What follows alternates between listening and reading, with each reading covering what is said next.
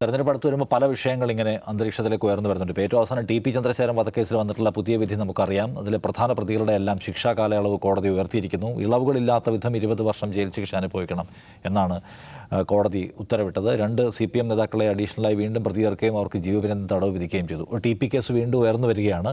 TP. Case ഉയർന്നു വരുമ്പോൾ KM Shaji കഴിഞ്ഞ ദിവസം ഒരു വിഷയം റേസ് ചെയ്ത് നമ്മൾ കണ്ടു. P.K. കുഞ്ഞനന്ദൻ ഭക്ഷ്യവിഷബാധയേറ്റാണ് മരിച്ചത്. രഹസ്യങ്ങളെല്ലാം അറിയാമായിരുന്ന കുഞ്ഞനന്ദൻ അസാസിനേറ്റ് ചെയ്യപ്പെട്ടു, അദ്ദേഹം ആസൂത്രിതമായി കൊല ചെയ്യപ്പെട്ടു എന്ന സൂചനയുള്ള ഒരു ആരോപണം ഷാജി ഉയർത്തി. അത് CPM അതിന് മറുപടി പറയുന്നു. കോൺഗ്രസ് ആവട്ടെ അവരുടെ സമരാഗ്നിയുമായി ബന്ധപ്പെട്ട് എല്ലായിടത്തും അതിനെക്കുറിച്ച് സംസാരിക്കുകയും ചെയ്യുന്നുണ്ട്. ഷാജിയെപ്പോലൊരു കേരളത്തിലെ മുസ്ലിം ലീഗിൽ ഒരു പ്രധാനപ്പെട്ട ആൾ ഉന്നയിച്ച തെരഞ്ഞെടുപ്പിൽ അവർക്ക് പ്രയോജനപ്പെടുത്താൻ കഴിയുന്ന ഒരു വിചാരിക്കുന്ന ഒരു സംഗതി പക്ഷേ ലീഗ് അങ്ങനെ ഏറ്റെടുക്കുന്നത് കാണുന്നില്ല. യൂത്ത് ലീഗ് നേതാക്കൾ പോലും ഏറ്റെടുക്കുന്നില്ല. ലീഗുകാർ തന്നെ അതെവിടെയും പറയുന്നതും നമ്മൾ കാണുന്നില്ല. അപ്പോൾ അതെന്തുകൊണ്ടായിരിക്കും? ലീഗിന് ഇപ്പോഴും ഒരു വളരെ സ്ട്രോങ് ആയിട്ടുള്ള പൊസിഷൻ എടുക്കാനുള്ള പ്രയാസം അവർ അനുഭവിക്കുന്നുണ്ടോ? അതോ ലീഗ് പൊതുവേ ഇത്തരം വിഷയങ്ങളൊരു ക്യാമ്പയിനൊന്നും നടത്തുന്ന പാർട്ടി അല്ലാത്തതുകൊണ്ടാണോ? അജിംസൺ എന്താണ് തോന്നുന്നത്? ലീഗ് അങ്ങനെ ഒരു വിമർശനം ഉന്നയിക്കാത്ത, അങ്ങനെ CPM-നെ അറ്റാക്ക് ചെയ്യുന്ന ഒരു പൊസിഷനിലേക്ക് പോകേണ്ടതില്ല എന്ന് ഈ ഘട്ടത്തിൽ അവർ വിചാരിക്കുന്നതുകൊണ്ടാണ് എന്ന അഭിപ്രായം പറയുന്നവരുണ്ട്. ശരിക്കും എന്തായിരിക്കും? അല്ല, മുസ്ലിം ലീഗ് ഏത് കാലത്താണ് അങ്ങനെ എന്തെങ്കിലും രാഷ്ട്രീയം പറഞ്ഞിട്ടില്ല. എൻ്റെ ഒരു ഓർമ്മയിലില്ല അങ്ങനെ എന്തെങ്കിലും രാഷ്ട്രീയം പറഞ്ഞ് ജനങ്ങളോട് വോട്ട് നേടുന്നതായിട്ട്, രാഷ്ട്രീയം പറഞ്ഞ് വോട്ട് നേടുന്നതായിട്ട് കണ്ടിട്ടില്ല. അവർ ഭരണപക്ഷത്തായിരിക്കുമ്പോൾ അവർ ചെയ്തിട്ടുള്ള വികസന പ്രവർത്തനങ്ങളെക്കുറിച്ച് സംസാരിക്കാറുണ്ട്. ഞങ്ങൾ ആ യൂണിവേഴ്സിറ്റി ഉണ്ടാക്കി വിദ്യാഭ്യാസ സ്ഥാപനങ്ങൾ കൊണ്ടുവന്നു അങ്ങനെയൊക്കെ പറയുന്നതല്ലാതെ ഒരു രാഷ്ട്രീയ വിഷയം ജനങ്ങളോട് സംസാരിച്ച് വോട്ട് ചോദിക്കുന്നതായിട്ട് നമ്മൾ കണ്ടിട്ടില്ല. രാഷ്ട്രീയ വിഷയം സംസാരിക്കും. അവരുടെ യുവജന നേതാക്കൾ നടത്തുന്ന പ്രസംഗങ്ങളിൽ രാഷ്ട്രീയ വിഷയങ്ങളുണ്ടാവും. അതിപ്പോൾ മോദി സർക്കാരിനെതിരെയുള്ള വിമർശനങ്ങളുണ്ടാവും. ഇന്ത്യയിൽ പൊതുവായി ന്യൂനപക്ഷങ്ങൾ നേരിടുന്ന അരക്ഷിതാവസ്ഥയെക്കുറിച്ചുള്ള വിമർശനങ്ങൾ അവർ പ്രസംഗിക്കും. അതിനപ്പുറം അവരുടെ നേതാക്കൾ ആരെങ്കിലും ഒരു വിഷയത്തിൽ ഒരു രാഷ്ട്രീയ നിലപാട് സ്വീകരിക്കുന്നതായിട്ടോ, ഇപ്പോൾ സംവരണ വിഷയത്തിൽ പാർലമെൻറ്റിൽ E.T. മുഹമ്മദ് ബഷീർ സംസാരിക്കും. ഉത്തരേന്ത്യയിലെ ന്യൂനപക്ഷ വേട്ടയിൽ പാർലമെൻറ്റിനകത്ത് E.T. മുഹമ്മദ് ബഷീർ സംസാരിക്കും. എന്നല്ലാതെ ഒരു പാർട്ടി എന്ന നിലയിൽ അത് എന്തെങ്കിലും ഒരു രാഷ്ട്രീയ പ്രശ്നത്തിൽ ഇടപെട്ടതായിട്ടോ രാഷ്ട്രീയ തർക്കങ്ങളിൽ അവരുടെ നിലപാട് പറഞ്ഞതായിട്ടോ നമ്മൾ കണ്ടിട്ടില്ല. ഇപ്പോൾ ഇവിടെ എന്താണ് സംഭവിക്കുന്നത്? ഇവിടെ ഈ TP വധക്കേസിൽ ആദ്യമായിട്ട് ഈ വിഷയം ഉന്നയിക്കുന്നത് ഷാജിയാണ്. ഷാജി എന്തുകൊണ്ടാണ് ആ വിഷയം ഉന്നയിക്കുന്നത്? KM ഷാജി എന്ന രാഷ്ട്രീയ നേതാവ് കുഞ്ഞാലിക്കുട്ടിക്കെതിരെ നിൽക്കുന്ന ഒരാളാണ് പാർട്ടിക്കകത്ത്. അപ്പോൾ കുഞ്ഞാലിക്കുട്ടി എന്ന് പറഞ്ഞാൽ CPM-ൻ്റെ നേതാക്കളുമായി വളരെ അടുത്ത ബന്ധമുണ്ട് എന്ന് ആരോപിക്കപ്പെടുന്ന ഒരു മുതിർന്ന ലീഗ് നേതാവാണ്. അപ്പോൾ ഷാജിക്ക് അദ്ദേഹത്തിൻ്റെ ഇമ്പോർട്ടൻസ് പാർട്ടിക്കകത്ത് അടയാളപ്പെടുത്തണമെങ്കിൽ കുഞ്ഞാലിക്കുട്ടിയെ അറ്റാക്ക് ചെയ്യാൻ വേണ്ടി CPM-നെ അറ്റാക്ക് ചെയ്യുക എന്നുള്ളതാണ്. CPM-നെ എത്രമാത്രം ചൊറിയുന്നു അത് കുഞ്ഞാലിക്കുട്ടിയാണ് ഏൽക്കുന്നതെന്ന് KM ഷാജിക്ക് അറിയാം. അതുകൊണ്ട് ആദ്യം TP കേസ് അദ്ദേഹം എടുത്തിട്ട് പിന്നെ കോൺഗ്രസ് അത് ഏറ്റെടുത്തു. അടുത്ത കാലത്ത് എവിടെയെങ്കിലും ഇപ്പോൾ കഴിഞ്ഞൊരു 8 വർഷമായിട്ട് മുസ്ലിം ലീഗ് പ്രതിപക്ഷത്താണ്. മുസ്ലിം ലീഗ് നേതാക്കളാകട്ടെ, മുസ്ലിം ലീഗിൻ്റെ യുവജന നേതാക്കളാകട്ടെ, എത്ര വിഷയം സർക്കാരിനെതിരായിട്ടുള്ള ആരോപണങ്ങളാണെങ്കിൽ, അഴിമതി ആരോപണങ്ങൾ അല്ലെങ്കിൽ മറ്റെന്തെങ്കിലും ആരോപണം കൊണ്ടുവന്നിട്ടുണ്ട്. നമുക്ക് ഓർമ്മയിലുള്ളത് PK ഫിറോസ് കോടിയേരി ബാലകൃഷ്ണൻ്റെ മകൻ വിനീഷ് കോടിയേരിക്കെതിരെ ബാംഗ്ലൂരിലുള്ള കേസിനെ പറ്റി നടത്തിയ ഒരു വെളിപ്പെടുത്തലാണ്. ആ വെളിപ്പെടുത്തലാണ് നമ്മുടെ സമീപത്തെ ഓർമ്മയുള്ള ഒരു പ്രധാനപ്പെട്ട കാര്യം.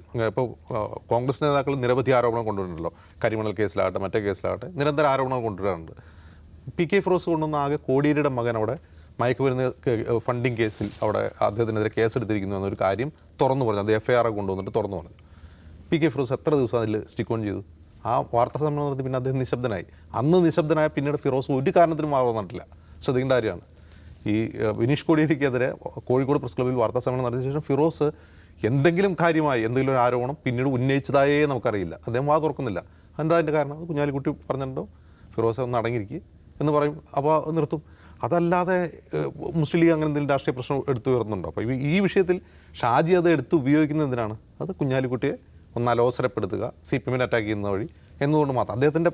അദ്ദേഹത്തിൻ്റെ പ്രസക്തി പാർട്ടിക്കകത്ത്, അദ്ദേഹത്തിൻ്റെ പ്രസക്തി തന്നെ കുഞ്ഞാലിക്കുട്ടി വിരുദ്ധരായ പ്രവർത്തകരുടെ പിന്തുണ നേടിയെടുക്കുക എന്നുള്ളതാണ്.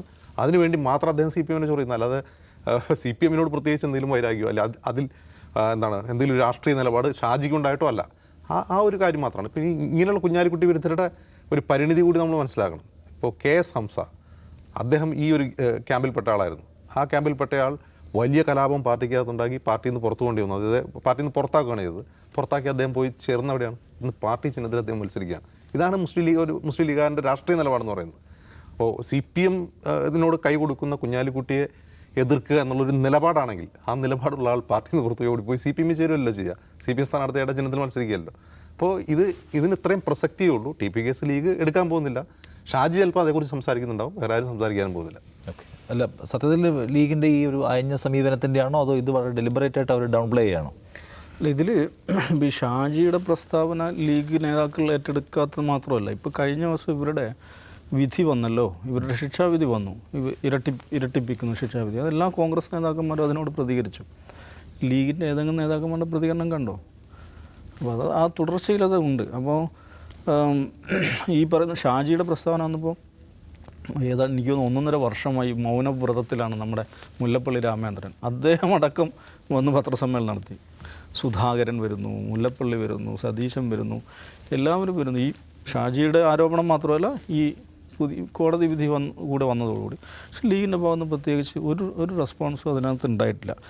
പക്ഷെ അതിൽ അതിനേക്കാൾ അത്ഭുതപ്പെടുത്തേണ്ട കാര്യമുണ്ട് നിഷാദെ. ഇത് TP ചന്ദ്രശേഖരൻ എന്നത് RMPയുടെ നേതാവാണ്. മുസ്ലിം ലീഗിൻ്റെ ഒരു പ്രവർത്തകൻ അരിയിൽ ഷുക്കൂർ എന്ന് പറഞ്ഞിട്ട് ഒരാൾ കൊല്ലപ്പെട്ടിരുന്നു കണ്ണൂർ ജില്ലയിൽ. ഫെബ്രുവരി 20 അദ്ദേഹത്തിൻ്റെ രക്തസാക്ഷി ദിനം. എൻ്റെ ഓർമ്മ ഫെബ്രുവരി 20. അന്ന് ഈ അദ്ദേഹത്തിൻ്റെ സഹോദരൻ ദാവൂദ് അദ്ദേഹം ഒരു ജേർണലിസ്റ്റ് കൂടെയാണ്. അദ്ദേഹം ഒരു ഫേസ്ബുക്ക് പോസ്റ്റ് ഇടുന്നുണ്ട്. ആര് മറന്നാലും പെറ്റവൾക്കും കൂടപ്പിറപ്പുകൾക്കും ചില ചങ്കുകൾക്കും അതിന് കഴിയില്ല. മൗനം അവസാനിക്കുന്നിടത്ത് നിന്ന് ചില തിരിച്ചറിവുകൾ ഉണ്ടാകുന്നു. ഓർമ്മകളെ ആർക്കാണ് ഭയം? ഇപ്പോൾ അപ്പുറത്തല്ല, ഇപ്പുറത്തുണ്ട് ആ ഭയം. പറയാനുള്ളത് പറയാൻ വാക്ക് മുറിഞ്ഞു പോകുന്നതാണ് ഏറ്റവും വലിയ ഭീരുത്വമെന്ന് തിരിച്ചറിയുന്നു. പ്രാർത്ഥനയോടെ ഈ ദിവസവും ഇങ്ങനെ കടന്നു പോകുന്നു. ഇത് ഈ അരിയിൽ ഷുക്കൂർ വധം അതിൻ്റെ 2012 അദ്ദേഹത്തെ ഈ പയ്യൻ, അദ്ദേഹം എന്ന് പറഞ്ഞാൽ ചെറിയ കുട്ടിയായിരുന്നു, കൊല ചെയ്യുന്നത്. ആ മനുഷ്യൻ്റെ രക്തസാക്ഷി വാർഷികത്തിൽ MSFോ യൂത്ത് ലീഗോ മുസ്ലിം ലീഗോ ഒരു പരിപാടിയും നടത്തിയിട്ടില്ല. ഈ നടത്തിയില്ല. ലീഗിൻ്റെ ഒരു നേതാവും ഒരു ഫേസ്ബുക്ക് പോസ്റ്റ് പോലും ഇട്ടില്ല. അങ്ങനെയാണ് ദാവൂദ് ഈ പോസ്റ്റ് ഇടുന്നത്. ദാവൂദ് ഈ പോസ്റ്റ് ഇട്ടിട്ട് ഏതാനും മണിക്കൂറുകൾക്ക് ശേഷം കുഞ്ഞാലിക്കുട്ടിയുടെ വീഡിയോ അദ്ദേഹത്തിൻ്റെ ഫേസ്ബുക്കിൽ വരുന്നു. അരിയിൽ ഷുക്കൂറിൻ്റെ വധം ഭയങ്കര വേദനാജനകമായിരുന്നു, അങ്ങനെയായിരുന്നു, ഇങ്ങനെയായിരുന്നു പറഞ്ഞിട്ട്. ഈ അരിയിൽ ഷുക്കൂർ വധം എന്നിട്ട് കഴിഞ്ഞ വർഷം ഒരു വിവാദം ഓർമ്മയുണ്ടോ നിഷാദിന്? അഡ്വക്കേറ്റ് TP ഹരീന്ദ്രൻ എന്ന് പറഞ്ഞിട്ട് കണ്ണൂരിലുള്ള പഴയ CMP നേതാവ് K. സുധാകരൻ്റെ വളരെ അടുത്ത K. സുധാകരൻ്റെ വലങ്കൈ എന്ന് പറയാവുന്ന, K. സുധാകരൻ്റെ ലീഗൽ ഫയൽസ് എല്ലാം നോക്കുന്ന ആളാണ്. അദ്ദേഹം ഒരു വെളിപ്പെടുത്തൽ നടത്തിയല്ലോ. ജയരാജനെ ഇതിൻ്റെ എന്താണ് വധശ്രമ കേസിൽ നിന്ന് ഒഴിവാക്കാൻ വേണ്ടിയിട്ട് കുഞ്ഞാലിക്കുട്ടി ഇടപെട്ടു എന്ന് പരസ്യമായിട്ട് അദ്ദേഹം പറഞ്ഞു. ഈ അഡ്വക്കേറ്റ് TP ഹരീന്ദ്രൻ എന്ന് പറയുന്ന ആൾ. അദ്ദേഹം ഇപ്പോഴും സുധാകരൻ്റെ വലങ്കൈയായി, സുധാകരൻ്റെ ഏറ്റവും അടുപ്പക്കാരനായി, സുധാകരൻ്റെ നിയമകാര്യങ്ങളൊക്കെ നോക്കുന്ന ആളായിട്ട് കണ്ണൂരിൽ സജീവമായിട്ട് പൊതുരംഗത്തുള്ള ആളാണ്. ഈ അഡ്വക്കേറ്റ് TP ഹരീന്ദ്രൻ ഈ പറയുന്ന ഈ TP കേസിൽ വിധി വന്നപ്പോൾ ഒരു ഫേസ്ബുക്ക് പോസ്റ്റ് ഉണ്ട്. ഷാജി പറഞ്ഞതിനും അപ്പുറമുണ്ട്, ഈ ഷാജിയുടെ പ്രസംഗം വന്ന ദിവസം ഷാജി പറഞ്ഞതിനും അപ്പുറമുണ്ട് ഒരു രഹസ്യം. അന്വേഷണം പിണറായിയിൽ എത്തുമെന്ന് കണ്ടപ്പോൾ കോൺഗ്രസിൻ്റെ ഏറ്റവും സമുന്നതനായ നേതാവും UDFിലെ സ്ഥിരം ഒത്തുതീർപ്പുകാരനുമായ ഒരു ഘടകകക്ഷി മന്ത്രിയും കൂടി അന്വേഷണം അട്ടിമറിച്ചു. പിണറായിയെ അറസ്റ്റ് ചെയ്താൽ താൻ രാജിവെക്കുമെന്ന് ആ മന്ത്രി ഭീഷണി ഉയർത്തി. ഇത് സുധാകരൻ്റെ വലങ്കയ്യായി നടക്കുന്ന CMP നേതാവായിട്ടുള്ള ഒരു വക്കീലാണ് ഈ പോസ്റ്റ് ഇട്ടിരിക്കുന്നത്. അപ്പോൾ ഇങ്ങനെയൊക്കെയുള്ള സംഗതികളുണ്ട്. അപ്പോൾ അതിൻ്റെ ആറ്റിക്കുറുക്കി എന്താ രാഷ്ട്രീയം എന്ന് ചോദിച്ചാൽ, ലളിതമായി പറഞ്ഞാൽ മുസ്ലിം ലീഗ് LDFിൽ എത്തിക്കണം, അല്ലെങ്കിൽ മുസ്ലിം ലീഗ് LDFിൽ പോകണം എന്ന് ആഗ്രഹിക്കുന്ന ആളാണ് കുഞ്ഞാലിക്കുട്ടി. അതെല്ലാവർക്കും അറിയാവുന്ന കാര്യമാണ്. പക്ഷെ അതൊക്കെ ഞാൻ പറയാൻ പോകുന്ന വിഷയം അതുമല്ല. ഇപ്പോൾ റീസെൻ്റായിട്ടുണ്ടായ ചില കാര്യങ്ങൾ എങ്ങനെയാണ് കുഞ്ഞാലിക്കുട്ടിയുടെ ഈ രാഷ്ട്രീയ നീക്കത്തെ എന്താ പറയുക ത്വരിതപ്പെടുത്തുന്നത്, അല്ലെങ്കിൽ എത്ര മനോഹരമായിട്ടാണ്, എത്ര സ്മാർട്ടായിട്ടാണ് കുഞ്ഞാലിക്കുട്ടി രാഷ്ട്രീയം കളിക്കുന്നതെന്ന് അറിയാൻ വേണ്ടി ഞാൻ ഒരു കാര്യം പറയാം. ഇപ്പോൾ ഈ 3-ാം സീറ്റ് വിവാദം ഉണ്ടായല്ലോ. 3-ാം സീറ്റ് വിവാദത്തിൽ എന്താ യഥാർത്ഥത്തിൽ സംഭവിച്ചത്? കുഞ്ഞാലിക്കുട്ടിക്ക് മുസ്ലിം ലീഗിനെ LDFിൽ എത്തിക്കാനുള്ള തടസ്സം നോക്കൂ.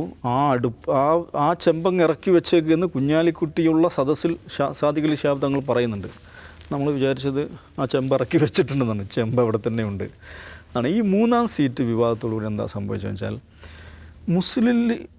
മുസ്ലിം ലീഗിന് LDFിൽ പോകാനുള്ള ഏറ്റവും പ്രധാനപ്പെട്ട തടസ്സം അണികളാണ്. പ്രത്യേകിച്ച് ഈ വടക്കേ മലബാർ, കോഴിക്കോട്, കണ്ണൂർ, കാസർഗോഡ്, വയനാട് ജില്ലകളിലൊക്കെയുള്ള അണികൾ. മലപ്പുറത്ത് ആ പ്രശ്നമില്ല കേട്ടോ.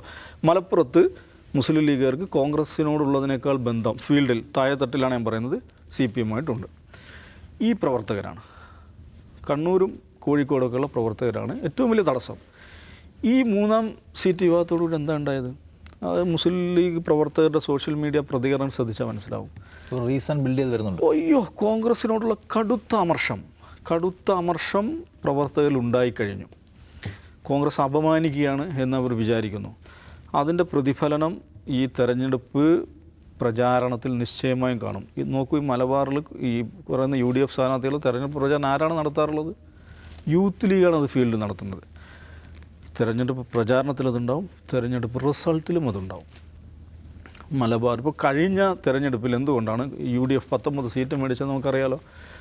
ഒന്ന്, ശബരിമലയുമായി ബന്ധപ്പെട്ട് ഹിന്ദു വോട്ടർമാരുണ്ടായിട്ടുള്ള വിപ്രതിപത്തിയുണ്ട്. LDFിനോടുണ്ടായിട്ടുള്ള എതിർപ്പുണ്ട്. അത് UDFന് ഗുണകരമായി. രാഹുൽ ഗാന്ധി ഈ ഗ്രഹത്തിൻ്റെ ഐശ്വര്യം മലർത്തിയടിക്കും, പ്രധാനമന്ത്രിയായിട്ട് അവിടെ വരും എന്ന് വിചാരിച്ചുകൊണ്ട് ന്യൂനപക്ഷം മുസ്ലിം വോട്ടുകളും വ്യാപകമായിട്ട് പോയി.